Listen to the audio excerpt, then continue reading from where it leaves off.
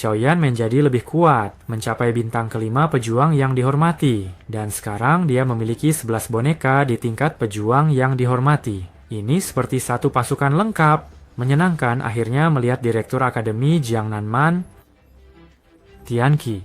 Ternyata, dia orang tua yang cukup ceria dan bersemangat. Mengingatkan sedikit pada Yao Tianho dalam bentuk gemuknya yang dulu. Sekarang Xiaoyan tidak mengenalinya, tapi mereka akan bertemu lagi di klan Gu.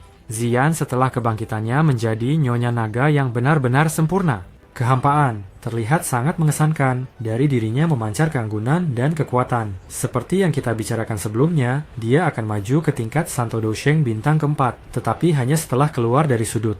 Persatuan, pada tingkat apa dia sekarang? Sulit dikatakan. Pasti tidak kurang dari puncak prajurit terhormat. Namun, saya cenderung memilih versi Santo Palsu atau Santo Pemula. Ya, perjalanan ke Pulau Naga ini membawa hasil yang luar biasa. Sekarang akan dimulai babak cerita yang tidak kalah menariknya di klan Guato. Xiaoyan bersama dengan Xinglin, Yang Mulia Yao Tianho, dan Xiao Hexian menuju kota suci Gu, dari mana jalan menuju kerajaan Gu terbuka. Perjalanan berjalan lancar, dan setelah beberapa hari mereka tiba di gerbang kota. Xiaoyan merasakan banyak aura kuat yang berkumpul di tempat ini. Hatinya merasakan ketakutan. Dikatakan bahwa di dataran tengah ada banyak ahli tersembunyi. Kata-kata ini adalah kebenaran. Mereka tidak termasuk dalam faksi manapun yang dikenal olehnya.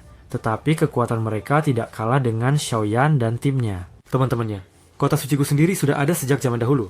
Ada desas-desus bahwa kota ini dibangun oleh ahli yang luar biasa. Ertom tingkat Dewa Doudi dari klan Gu. Penghalang cahaya mengandung sebagian kekuatan dewa. Tidak mudah masuk ke sini. Jika seseorang tidak menerima undangan dari klan Gu, dia tidak bisa masuk. Namun Xiaoyan tentu saja memiliki undangan Gu yang diserahkan padanya oleh Yao Lao. Dan siapa yang Xiaoyan lihat di pintu masuk kota? Ya, Ling Quan yang sudah kita kenal, komandan pasukan gelap. Pandangan mereka bertemu, di dalamnya bisa terbaca ketidaksukaan yang jelas. Tapi Xiaoyan menjentikan jarinya dan mengeluarkan undangan jade dari pavilion bintang jatuh. Lin Xuan tidak bisa percaya bahwa pavilion mendapat undangan itu karena sebelumnya mereka tidak pernah muncul di klan Gu. Tidak tahan, dia berteriak keras dan menyerang Xiaoyan. Tapi sebelum dia bisa memukul, kaki mendarat di dadanya dengan kecepatan kilat. Kekuatan yang menakutkan menghempaskannya ke belakang dan dia menabrak dinding kota. Xiaoyan kembali memberi pelajaran pada Lin Quan yang sombong, memberikan dorongan yang kuat untuk bertarung. Selama pertemuan sebelumnya, dia masih bisa bertarung dengan Xiaoyan. Tetapi sekarang, dia bahkan tidak bisa melihat serangan Xiaoyan sebelum dia sepenuhnya mengalahkannya. Kesenjangan antara mereka telah mencapai tingkat yang mengejutkan. Derajat, berapa tahun telah berlalu? Anak kecil, yang dia pandang seperti makhluk rendah di Akademi Jiang'an, sekarang sudah berdiri di atas kepalanya. Lin Xuan sendiri sekarang berada pada bintang pertama yang terhormat, pejuang. Tentu saja, ini tidak sebanding dengan kekuatan Xiaoyan. Dia tersenyum sedikit. Komandan Lin Xuan, maafkan saya. Tolong coba untuk tidak mengulangi kesalahan seperti itu lain kali. Bagaimanapun, sedikit orang yang bisa menahan diri seperti saya. Namun Lin Xuan tidak menyerah dan memerintahkan pasukan hitam untuk menangkap Xiaoyan. Ratusan anggota klan Gu dalam baju besi hitam berdiri di depan pintu masuk kota tanpa ragu mulai bertindak setelah perintah Lin Xuan. Tombak panjang di tangan mereka. Langsung dengan suara bersiul, mereka mengarah ke arah Xiaoyan. Mudah untuk mengatakan sulit apa yang mereka harapkan, mengingat kekuatan kelompok Xiaoyan. Dia dengan bonekanya, seorang pejuang terhormat di bintang kelima, serta Qingling dengan Yao Tianho di bintang keenam, dan juga Xiao Yixian di bintang ketujuh. Ketika suasana semakin tegang, komandan kelima pada tingkat pejuang terhormat, 3 bintang campur tangan. Dia berkata kepada Lin Xuan, "Kamu waras? Ini tamu kita. Jika seseorang tahu tentang kejadian ini, akan ada masalah besar." Masalah. Secara keseluruhan, Xiaoyan sejak awal telah mengharapkan bahwa perjalanan ini akan sangat sulit. Utama karena Gu Shui ini. Xiaoyan sudah dikenal di seluruh klan sebagai calon dari pewaris muda. Setiap orang ingin bersaing dengannya. Sebagai contoh, komandan kelima hampir segera meminta sparring untuk memastikan bahwa Xiaoyan benar-benar sesuai dengan kemampuannya untuk Shuine yang cantik itu. Xiaoyan menghela napas. Xiaoyan mengangguk setuju, memahami bahwa tawaran semacam itu akan menghujaninya di sini seperti tetesan hujan dari langit. Gu Shuner adalah jenius terbaik klan dan master paling berbakat.